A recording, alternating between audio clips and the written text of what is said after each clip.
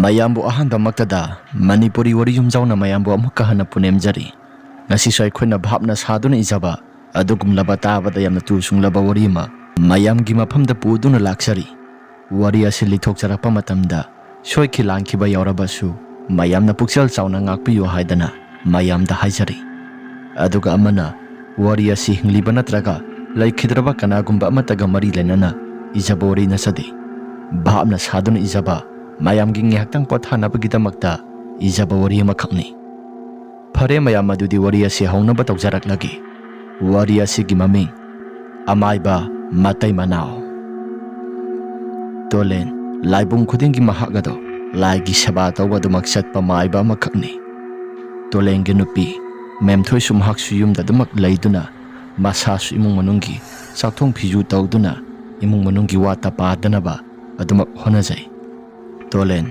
laibung khudingi laigi saba tawba saluraba matungda mangonda khara phanglakpa pirakpa paisa singaduna mahaksu imung asi koinaba adumak tawjari imung asi puba thangba ngamdaba kharasu adumak yaurai matai manau ingna singna adumak laijai mayum panbadi sahi phana yamle adubu mamittadi masa matu uba phangdi mamitta masa matu uba phangdabaduda tolen su khara matha sai adubu matai manau animak nungsi chanana laibaduna hena maru oi haidana masagi kaya thuidokpa amata khankhidre tolen di sahi yamna yamle aduna laibung khudingi laigi seba tawbadumak chatli memthoi di mai bisu amata ohaudi memthoi di sahi 35 gi longani aduna yamna naha oiri tolenga yengnaba matamda tolen di sahi 65 suraklabani asum tawdana tolen su nong manumit ama migi thau tawba sakhringe matam pukrida ising sokpa lai memthoi su pukrida ising sokpa laklaba kana duda mahaki masak matau phajabasi laikai gi nupa masasi nupi thiraba nupa phawada dumak ngawpa haiba doirami memthoi na ising soktuna laklaba kana duda laikai gi nupi thiba khangdaba pakhang ani khaklai thoiba amadi nauba laikai gi uku duda lairami memthoi na ising soktuna laklaba kana duda nauba na sumna karem kathaina na memthoi da lakna rai aitema ising sokpa saluribro ho ibungo ising sokpa saluyi itema gi sahi lamdang siga hairagadi ta da tolen da yum palakpasi yamna di sahi si khena ba haiba doire sahi kunmuki mayamuk ne haijariba ho ibungo adu kaidawragi itema sinahani mitta swangang amata ubanate itema so naha soibani na khara khajikti wakhalado khantabadi yabani thoibana wa mateng panglai haigumna dana itema di isasu yamna naha oiri sakta su suda sama tawati ahal oiraba ta da tolena silang thoklamlaga atopa naha amada yum palabasu adum kasu kaidabra haina khalida imitta isa ama udabasi nungai tabani nauba amadi thoiba mabani ki karem ka thaina rakpa wahi wata singa do taba matamda memthoyado khangsauk sauning lai adubu kanagumba amata laiti laikai sida makhoi gi sagai nai tai ne haibada amata laiti supna khaktangi tolen amadi memthoi mabani khaktani amaromda yenglabasu mabani ki saron suron amata phangdabaduda mabani se khara makhaisu memthoine hena mamitagi mapi tana maphamadu da mamitarai maphamadu da mamitagi mapi tarai memthoi suwa amata ngang batauda adumak phatlai thoktuna sakre nauba amadi thoiba lambi gi sidai duda memthoi gi tung thangba saruk adu yenghoduna nok tuna lehawi memthoi suwa amata ngang batauda mayum tamna dumak lakle asumna laklaba kana duda memthoi su mahakna hosi waida tarakhiba wahi wata singa du ningsing luba matamda masada yamna puning nungsiba haibadu phaurakle numit taslamdai gi matamni imung manungi thaba ingkhang singa du losilaba matung sak thongna wakhalda jaja yamna khalai aibu imita isama tu uba phangaroi dabra asok sanglaba matam asi imita isama tu udana wakhalda kaya thoina awaba amata khanba tawda aigi nupasina nungsibi khanduna aisi adumak lakpaniko adubu ngasigi adugumlaba wahi wata yamna phajadabadudi aidi imana pokpadagi ngasina ahanbani onthokna nungai khidreda aibu mina asuk thina laksana ngangkhiba haidana memthoedo mamitagi mapi sadum taduna kapi Tanzaduda Tolen lakle. Tolen lakpa matam maduda Memthoi su mapi ado sat paithoi. Tolena sak to loirabra Memthoi. Sak ti loidriye insang si hana phutpane sak si kona thongge tawbani. Kari mathel oina thongge khaliba. Hawai oina thong lagi ngasidi. Aduga sok tawraga oina sarasi. Hoida aigidi nang napambada thonglo. Kaisu akaiba mata laiti. Nang nabu thonglabadi yamna hekta hawba haibadoi. Thumbu phana yaklabasu morokpu sarabasu aidi kaigumba amata akaiba laiti. Memthoi su mahaki mapuroibagi phagi aduda nokpaga amata sangkhidri. Thoiba amadi naubana hairakpa wahi wata asingado Memthoi gi nakongda adumak ninba haibado oikhirami. Memthoi su wa amata ngangdana tumina tumbak tasinduna laibaduda Tolena hairai. Hai, nangbu kaidoragene. Asai makaidagi ngangiba sisu taboy tadaboy. Napukningdo isang budi. Nasado kaidorage. Nasano ngay trabo nangbo. Memthoi na. Kaisu thuidokpa amata tawdeda. Isasi inong nungaiti. Nasado kari oy nangamdriba. Hidaguli amasu saba nati. Hidaguli amata sulay tabanina. Layluso haibro. Yaranida. Saksi adum saragadum tumkragi. Nongalaga maray pazanida. Paresi. Sagado karathuna sathoktuna. Aduga pothanaba tawrasi. Ay sumigi laigi thawtawba salubanina isasi. Khara makhidi waba haibadoi. Gari masa masu layba nati. Cycle somata layba nati. Khongna lamsang lakpanina. Isasi khara chokthari. Phamungda ngihaktang tingthoki. Sagado karathuna loisilo. Memthoi su sagado karathuna loisilaba matungda. Mapuroiba Tolengidamakta pukham tongana thiri. Aduga mahaksu tongana thiraba matungda sagado sathokle. Sagado saba loithoklaba kana duda magi phamungsingda tumba sangnanaba honarakle. Phamungda tumba sangnaba honaraklaba matam maduda Tolena. Imitta isa mata suba nati. Nangi maithong asi yengbadasu inung nungaiti. Namitta na samu uzarabadi nang suyumda lehobasi. Aina su khara isasi khara su phagadaba. Aina langphai sattuna migi thawk tawba amadi laibung khudingi thawk tawba satlibani haidana tawribasisu nangna thanta khakta lehubasi ai thawai kaya lumde. Swai sida aikoigi mari mata su laiba natabanina ai isasi kaya thawai lumboidi. Nangna laibung khudingi sattana lakadabasu pharaksu taba. Adumna hek hairaklaba matam maduda Memthoido yamna hikna masado kappa horakle. Matawaduda Tolena sumna hairai. Kaidorage nangbo. Nate nasado kaplibado nangbo kaidorage. Memthoi su karigumba amata tawde haidana machilda sole. Tolena. Memthoi. Nang aingonda walot kano. Kanana kari hairai. Se, hayu. Aigi phamda pauktamu. Kanana kari hairake. Memthoi su wa singado phana kana lotna bo hotna jai. Adubu mahaki mapuroibana yamna kanna hanglakpaduda tamthoktaba yadri. Memthoi na. Ai ngasai numidang wairamgi matam ado maduda khulgi pukhri asoba sida isu ising sokpa satlui. Thakna sanaba ising amata leite haidana. Makha tarau. Aduda kaidoraba. Aduda aina sum lakpada khula sigi naubaga thoibaga du leirami. Kaino tabada yamna tu sunglabo hai kaya maroma masu hairai. Imita isa udre haidana makhoina su yamna hanthana nganglai. Aduga karem ka thainaba yaba wahai wata tabada nungaitaba kaya maroma masu yamna hairai. Asi hairaga Memthoi su ngasai nauba amadi thoiba makhoi anina tamlakpa pau pumnamak singado mahaki mapuroiba Tolenda tamle. Tolena. Thorai masa sing sidi mama mapana warakpa matangamdraba masa ngaktani. Aigi nupi asi aina sahi khara halli. Aduga mamita sumasa amatu uba phangdra haidana makhoina isiu sitraba. Phai sigi matung tarakpada aina kaidoba ngamge haibado nakhoi yengo. Mahaki mapuroiba Tolena sauribado Memthoi su yamna phathajai. Tolen su khara ingtharakle. Aduga Memthoi na sumna hai. Yarisi laman khumdoi sarukpudi aikhusu kaino khara tawraga mita isa ubra yengsi. Laifam leng khudingi sattuna borni si.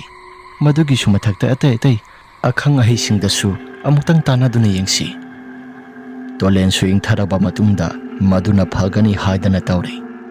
ꯑꯁꯨꯝ ꯇꯧꯗꯅ ꯅꯨꯃꯤꯠ ꯈꯔꯅꯤ ꯍꯧꯈ꯭ꯔꯕ ꯃꯇꯨꯡꯗ ꯃꯇꯩ ꯃꯅꯥꯎ ꯑꯅꯤ ꯑꯁꯤ ꯂꯥꯏ ꯐꯖꯅ ꯈꯨꯔꯝꯊꯣꯛꯄ, ꯂꯥꯏꯐꯝ ꯂꯦꯡ ꯈꯨꯗꯤꯡꯒꯤ ꯑꯗꯨꯃꯛ ꯆꯠꯇꯨꯅ ꯈꯨꯔꯝꯕ, ꯃꯆꯥ ꯑꯃꯠꯇꯗꯤ ꯄꯤꯕꯤꯌꯨ ꯍꯥꯏꯗꯅ ꯑꯗꯨꯃꯛꯅꯤ. ꯑꯗꯨꯕꯨ ꯂꯥꯏꯕꯛꯇ ꯇꯝꯗꯕ ꯃꯔꯝꯅ ꯃꯦꯝꯊꯣꯏꯁꯨ ꯃꯃꯤꯠꯇ ꯃꯆꯥ ꯑꯃꯠꯇ ꯎꯕ ꯐꯪꯗ꯭ꯔꯦ. ꯅꯣꯡꯃꯒꯤ ꯅꯨꯃꯤꯠꯅꯤ. ꯃꯦꯝꯊꯣꯏꯁꯨ ꯄꯨꯈ꯭ꯔꯤ ꯑꯆꯧꯕ ꯃꯅꯥꯛꯇ ꯃꯁꯥꯗ ꯏꯔꯨ ꯂꯨꯖꯊꯣꯛꯇꯨꯅ ꯂꯩ. ꯑꯁꯨꯝꯅ ꯂꯩꯔꯤꯉꯩ ꯃꯇꯝ ꯑꯗꯨꯗ ꯂꯩꯀꯥꯏꯒꯤ ꯃꯊꯣꯡ ꯆꯥꯈꯤꯗ꯭ꯔꯕ ꯅꯥꯎꯕ ꯑꯃꯗꯤ ꯊꯣꯏꯕ ꯂꯨꯝꯗꯨꯅ ꯌꯦꯡꯂꯝꯃꯤ. ꯃꯇꯧ ꯑꯗꯨ ꯃꯦꯝꯊꯣꯏꯁꯨ ꯑꯃꯠꯇ ꯈꯪꯕ ꯅꯠꯇꯦ. ꯅꯥꯎꯕ ꯑꯃꯗꯤ ꯊꯣꯏꯕ ꯑꯗꯨꯝ ꯂꯨꯝꯗꯨꯅ ꯌꯦꯡꯂꯤ. ꯂꯩꯀꯥꯏꯒꯤ ꯃꯤꯑꯣꯏꯁꯤꯡꯁꯨ ꯑꯃꯠꯇ ꯎꯕ ꯅꯠꯇꯦ. ꯃꯦꯝꯊꯣꯏꯁꯨ ꯃꯁꯥꯗꯣ ꯀꯔꯤꯒꯨꯝꯕ ꯑꯃꯗꯤ ꯏꯇꯧ ꯇꯧꯏ ꯍꯥꯏꯗꯅ ꯃꯍꯥꯛꯀꯤ ꯋꯥꯈꯜꯗ ꯈꯟꯕ ꯍꯧꯔꯛꯂꯦ. ꯃꯍꯥꯛꯁꯨ ꯏꯁꯤꯡ ꯑꯗꯨꯗ ꯃꯃꯥꯏꯗꯨ ꯅꯣꯟꯊꯕ ꯃꯇꯝ ꯑꯗꯨꯗ ꯇꯨꯡ ꯊꯪꯕ ꯁꯔꯨꯛꯇ ꯃꯤꯑꯣꯏ ꯑꯅꯤꯒꯤ ꯃꯀꯣꯛ ꯅꯣꯟꯊꯈꯤꯕꯗꯣ ꯃꯍꯥꯛꯁꯨ ꯎꯔꯛꯂꯦ. ꯍꯧꯒꯠꯇꯨꯅ ꯌꯦꯡꯉꯤ. ꯑꯁꯨꯝꯅ ꯌꯦꯡꯕ ꯃꯇꯝ ꯑꯗꯨꯗ ꯅꯥꯎꯕ ꯑꯃꯗꯤ ꯊꯣꯏꯕ ꯃꯕꯥꯅꯤ ꯑꯣꯏꯔꯝꯃꯤ. ꯃꯕꯥꯅꯤ ꯇꯧꯔꯤꯕ ꯄꯨꯝꯅꯃꯛꯁꯤꯡ ꯑꯗꯣ ꯃꯦꯝꯊꯣꯏꯒꯤ ꯑꯀꯣꯝꯕ ꯐꯤ ꯌꯦꯡꯗꯨꯅ ꯃꯁꯥꯗꯨ ꯌꯦꯡꯂꯤꯕꯅꯤ. ꯃꯇꯧ ꯑꯗꯨꯗ ꯃꯦꯝꯊꯣꯏꯁꯨ ꯃꯁꯥꯗꯨ ꯁꯥꯎꯅꯤꯡꯕꯅ ꯃꯩ ꯍꯧꯔꯤ. ꯂꯩꯀꯥꯏ ꯇꯥꯅꯕ ꯌꯥꯝꯅ ꯀꯟꯅ ꯂꯥꯎꯔꯛꯏ. ꯑꯁꯨꯝꯅ ꯂꯩꯀꯥꯏ ꯇꯥꯅꯕ ꯂꯥꯎꯔꯛꯂꯕ ꯃꯇꯝ ꯑꯗꯨꯗ ꯂꯩꯀꯥꯏꯒꯤ ꯃꯤꯑꯣꯏꯁꯤꯡ ꯑꯗꯨ ꯁꯤꯟꯁꯤꯟꯅꯔꯛꯂꯦ. ꯑꯗꯨꯒ ꯊꯣꯏꯕ ꯑꯃꯗꯤ ꯅꯥꯎꯕ ꯃꯕꯥꯅꯤꯅ ꯇꯧꯔꯤꯕ ꯄꯨꯝꯅꯃꯛꯁꯤꯡ ꯑꯗꯨ ꯂꯣꯏꯅ ꯍꯥꯏꯗꯣꯛꯂꯦ. ꯃꯦꯝꯊꯣꯏꯁꯨ ꯃꯕꯥꯅꯤꯗꯨꯒꯤ ꯈꯖꯥꯏꯗ ꯈꯨꯕꯥꯛꯅ ꯌꯥꯝꯅ ꯀꯟꯅ ꯍꯦꯛꯇ ꯊꯥꯈꯤ. ꯂꯩꯀꯥꯏꯒꯤ ꯃꯤꯑꯣꯏꯁꯤꯡꯅꯗꯤ ꯀꯌా ꯊꯣꯏꯅ ꯑꯀꯥꯏꯕ ꯑꯃꯠꯇꯗꯤ ꯇꯧꯗ꯭ꯔꯦ. ꯐꯨꯕ ꯆꯩꯕ ꯑꯃꯠꯇ ꯇꯧꯈꯤꯗ꯭ꯔꯦ. ꯊꯣꯏꯕ ꯑꯃꯗꯤ ꯅꯥꯎꯕ ꯃꯇꯨꯡ ꯃꯅꯥꯎꯗ ꯇꯧꯖꯔꯔꯣꯏ ꯍꯥꯏꯗꯅ ꯃꯦꯝꯊꯣꯏꯒꯤ ꯃꯈꯣꯡ ꯄꯥꯏꯗꯨꯅ ꯈꯨꯔꯝꯃꯤ. ꯃꯦꯝꯊꯣꯏꯁꯨ ꯃꯁꯥꯗ ꯁꯥꯎꯅꯤꯡꯕꯅ ꯃꯌꯨꯝꯗ ꯂꯥꯛꯂꯦ. ꯑꯗꯨꯒ ꯇꯧꯔꯤꯕ ꯄꯨꯝꯅꯃꯛꯁꯤꯡ ꯑꯁꯤ ꯍꯦꯟꯅ ꯍꯦꯟꯅ ꯈꯟꯖꯤꯜꯂꯛꯂꯕ ꯃꯇꯝ ꯑꯗꯨꯗ ꯃꯁꯥꯗꯨ ꯌꯥꯝꯅ ꯀꯞꯄ ꯍꯥꯏꯕꯗꯨ ꯑꯣꯏꯔꯝꯃꯤ. ꯃꯍꯥꯛꯀꯤ ꯃꯄꯨꯔꯣꯏꯕ ꯇꯣꯂꯦꯟ ꯌꯨꯝꯗ ꯍꯜꯂꯛꯂꯕ ꯃꯇꯝꯗ ꯃꯍꯥꯛꯀꯤ ꯃꯄꯨꯔꯣꯏꯕꯗ ꯇꯝꯂꯕꯗꯤ ꯄꯥꯎꯁꯤꯡ ꯑꯁꯤ ꯁꯔꯥꯁꯟꯗꯨꯅ ꯂꯩꯀꯥꯏ ꯋꯥꯊꯣꯛ ꯑꯣꯏꯔꯅꯤ ꯍꯥꯏꯕꯁꯤ ꯈꯪꯂꯛꯂꯦ. ꯑꯗꯨꯅ ꯃꯍꯥꯛꯀꯤ ꯃꯄꯨꯔꯣꯏꯕꯗ ꯑꯃꯠꯇ ꯇꯝꯗꯅ ꯇꯨꯃꯤꯟꯅ ꯑꯗꯨꯃꯛ ꯈꯪꯖꯤꯜꯂꯤ.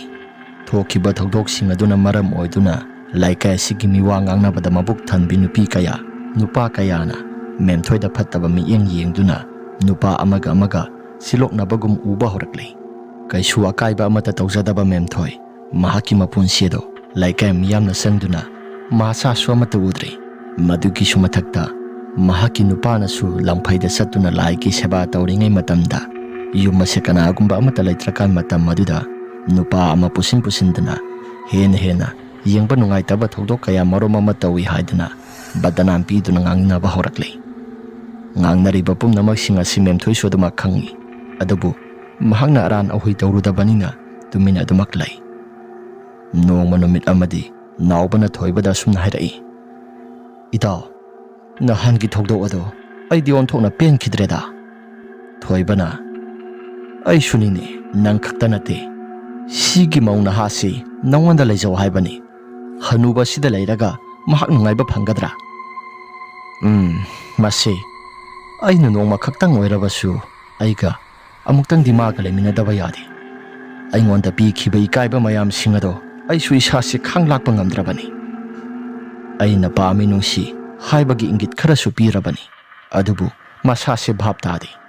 ꯍꯅꯨꯕ ꯑꯁꯤꯗ ꯑꯗꯨꯃꯛ ꯂꯩꯃꯤꯟꯅꯗꯨꯅ ꯃꯃꯤꯠꯇꯁꯨ ꯃꯆꯥ ꯎꯕ ꯐꯪꯗꯦ. ꯏꯇꯥꯎ, ꯑꯩ ꯌꯥꯝꯅ ꯄꯦꯟꯗꯦ. ꯅꯍꯥꯟꯒꯤ ꯊꯣꯛꯈꯤꯕ ꯊꯧꯗꯣꯛꯁꯤꯡ ꯑꯗꯨꯅꯁꯨ ꯃꯔꯝ ꯑꯣꯏꯗꯨꯅ ꯌꯨꯝꯗꯁꯨ ꯌꯥꯝꯅ ꯉꯥꯡꯏ. ꯃꯤꯒꯤ ꯅꯨꯄꯤ ꯑꯉꯥꯡꯗ ꯀꯔꯤꯒꯤ ꯀꯇꯨ ꯀꯔꯟ ꯇꯧꯔꯨꯔꯤꯕꯅꯣ ꯍꯥꯏꯗꯅ ꯕꯕꯥꯒ ꯏꯃꯥꯒꯅꯁꯨ ꯌꯥꯝꯅ ꯉꯥꯡꯏ. ꯅꯪ ꯈꯛꯇ ꯅꯠꯇꯦ, ꯑꯩꯁꯨ ꯌꯥꯝꯅ ꯉꯥꯡꯏ.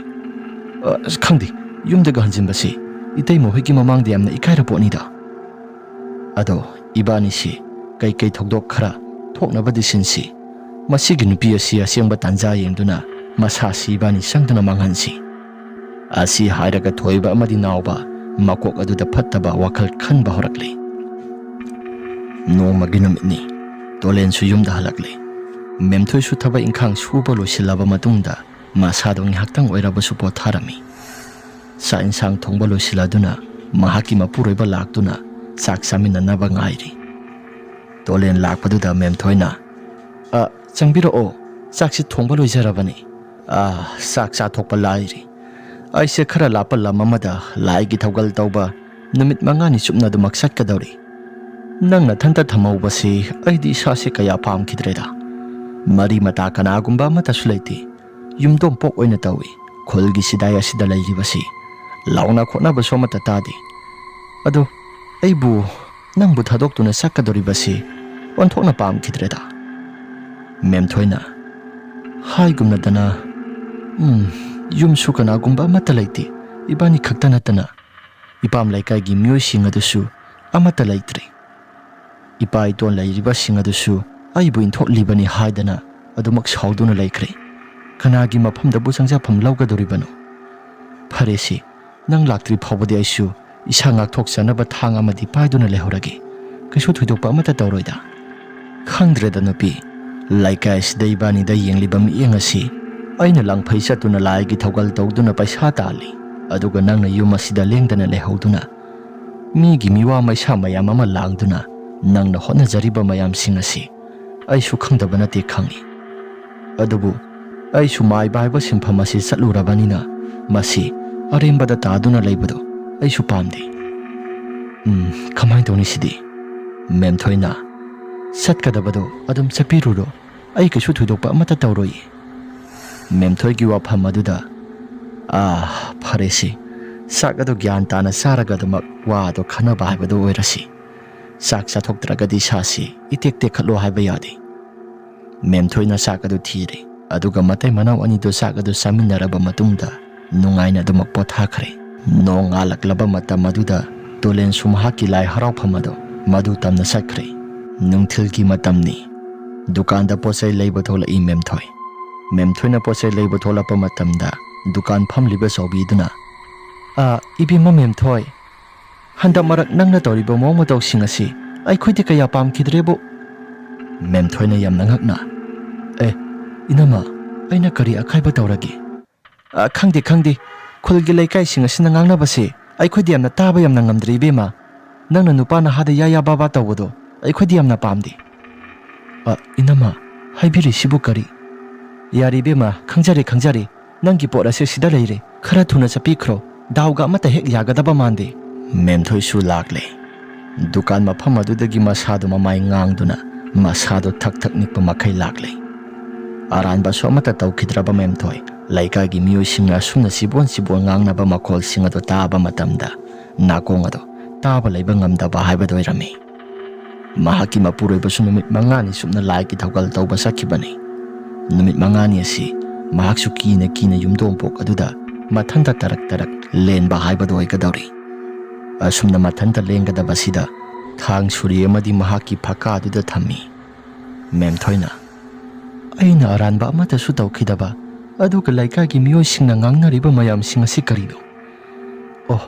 nakhoina tasingna khangdragasu laina dik soidana khangliko ishwar mana di ai gi asumba sengba se khangbanina ai kaidonungda isasi ningana duna hingloi asi hairaga memthoido hingna kapi langphaida lai gi thogal tawba sakhiba mahaki mapuroiba tolen ningsing duna duma kapi asum tawdana numit humni housingkhiba matam asida tolengi masado numitto madi sayang pambo masi yamna suwangi aigi sayang pambo masi yamna suwangida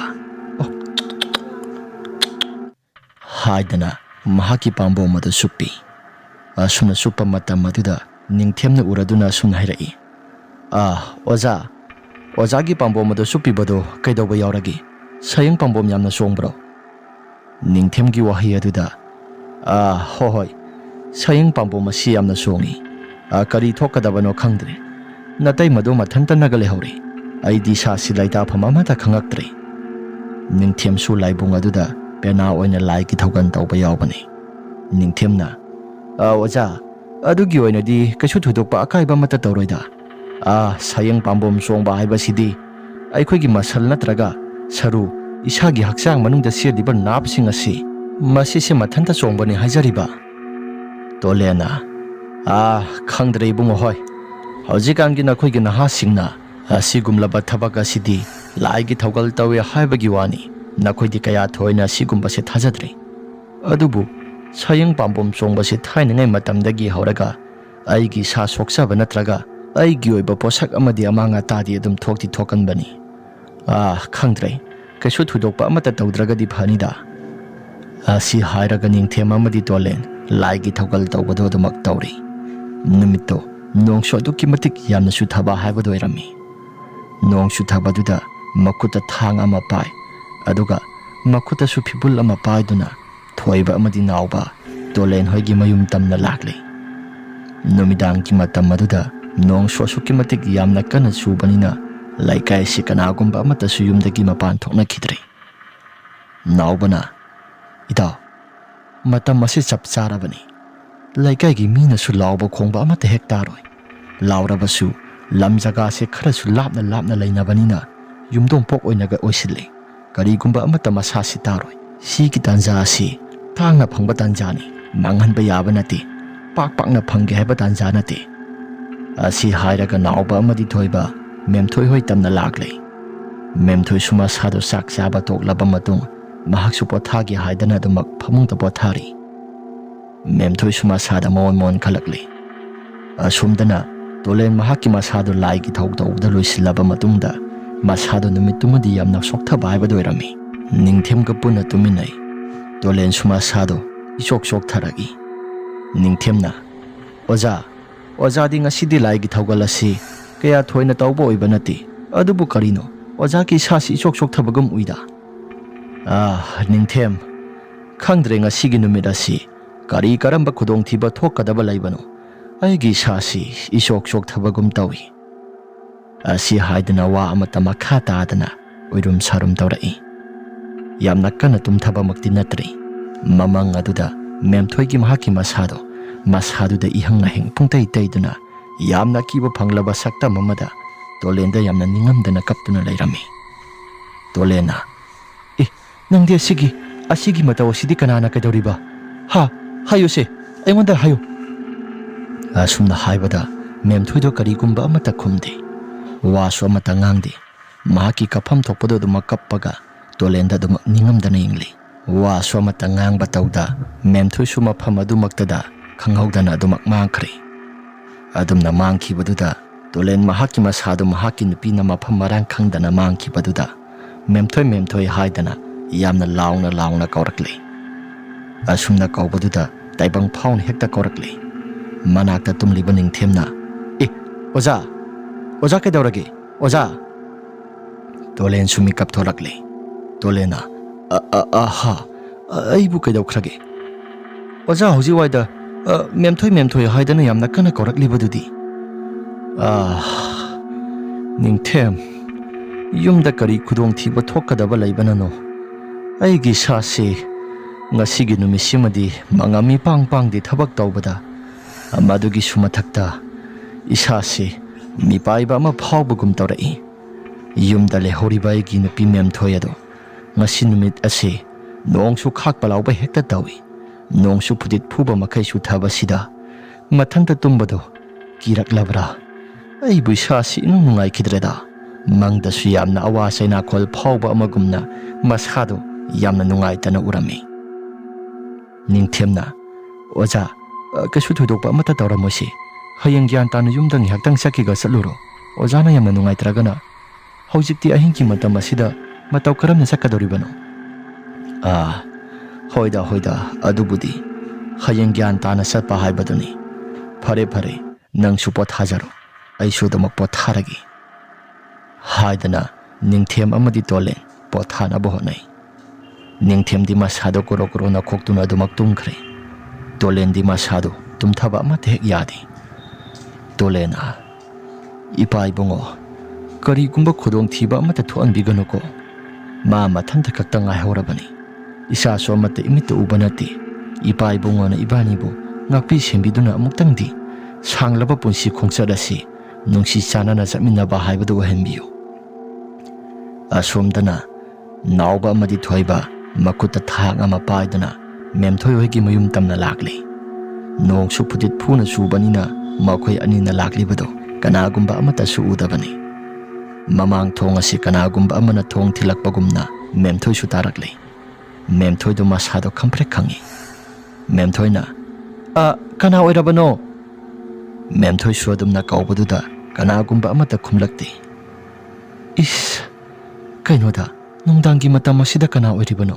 ꯃꯦꯝꯊꯣꯏꯁꯨ ꯍꯟꯖꯤꯟ ꯀꯅꯥ ꯑꯣꯏꯔꯕꯅꯣ ꯍꯥꯏꯗꯨꯅ ꯀꯧꯏ꯫ ꯑꯗꯨꯝꯅ ꯀꯧꯕꯗꯨꯗ Naubana tolengi khonjel haifet saduna ai ni thong ase hango haidana memthoi da hairakle khara son thangnana memthoi sum hakna wakhala do haifet khalli kaino da lai gi thogal tawba sisu hangchit mapung phana loigadabani haikhibani aduga hojik ahing asida nongna yamna kana sutharaklaba matam asida laklibasina karigino ai bo muktang di thong sangdoksira thong ase hango haidana tolengi khonjel sara saraga naubana thong ase thilai memthoi su khara thuna sangsilli aduga thong ase hangdoi aduna thong ase hangdokluba kana duda mahaki mapuroiba tolen oibara haiduna khallubani adubu maduki ona tainabada nauba amadi thoiba oirami mabani phat sangsilaklaba matam aduda thong adu khangthing thingsilli aduga memthoina sum hairi hai nabani sangsilakanu mafam jaga sidagi khara thuna chakro aina lauraklabadi nabani khudong thiba soidana thokpa yai laikai si tanaba lauraklabadi asumna haijarabasu nauba amadi thoiba no khedana yamna karem ka thainarai hai kanagumba amata sulaiti aduga nawana puroiba sulaitaba namita nasasu udaba nangna nasak adu yamna kengido karigino nong yamna kana taraklaba matam asida laikai kanana tagadoribano nangna launingba laujaro ngasidi nangi numi surabani aikhoida ikaiba pi khiba mayam singado aikhoi kaugani haiduna khanbra naubana hairakpani thoibana muk makha tana lauro ngasidi kanana nangbu laklaga kambi kadabano laikai singasina sunangbu tukatchana khallabani adubu nahangi thodoktumadi aikhona soikibaduda nangna aikhoigi khajai sida khuba onduna thakibado aikhoi ngasi su kautri aduna laman chapchana khummage khanduna nangi nanakta lakpani asumna hairaklaba kana duda memthoi su mahaksu kari tawgadabano haibado khangba ngamlaktri mahaki phamung tamna sensingi haidana tawi adubu nupa ani do sangduna makhong ado phakhri memthoi lengba lakpa amata ngamdre laikai tanabani yumthangna batanabani haidana yamna kan hekta laurai adubu laikai si khara su lapna yumdompok oina tabani ne lamma se khara makai su lapnai madugi su mathakta nong su phudit phuba makai su tharakpaduda memthoina laujariba pumnamak singado amata takidre nupa ani duna apamba pumnamak singado mafam adumakta da pangthoi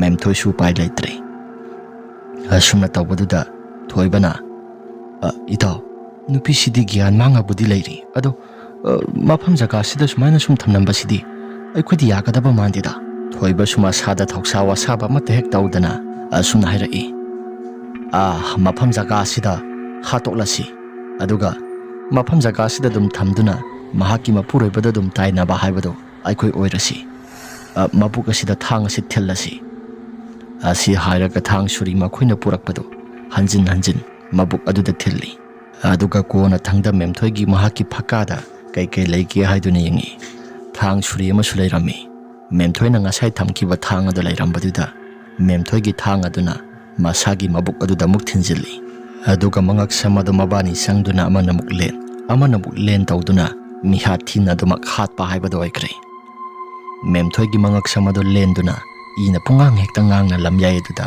ngaksangang hekta tai asumna tawriba pumnamak singa se mabani dusu khara thuna chatlase haidana yumadu thadokduna dumak satkirami ngai haktang lairaba matungda memthoigi asiba haksang adu madudagi mahaki thawai adu tholakle memthoina tholaklaba kana duda mahaki haksang adu uri haksang adu yengna kappi aduga okhongna mahaki nupado kaudana dumak thawai duna kapsari asumdana amaiba tole mahaki nupi memthoina kappagi makholado nakong aduda mamang oi kariboy nason pikna tarakle masadu mikap tholakle aduga isi siba makai tumthariba ningthemado munna yengi tolena kari khudong thiba nanglaba jano ngasi aigi sada sakina mayam ama ullibasi ai nong asi pungan ngandragasu nong phung tawraklaba matam maduda yamuktang di satuna ai yumda muktang di yorukhigi haidana nong adu nganba yamna wana ngaiba haibado irami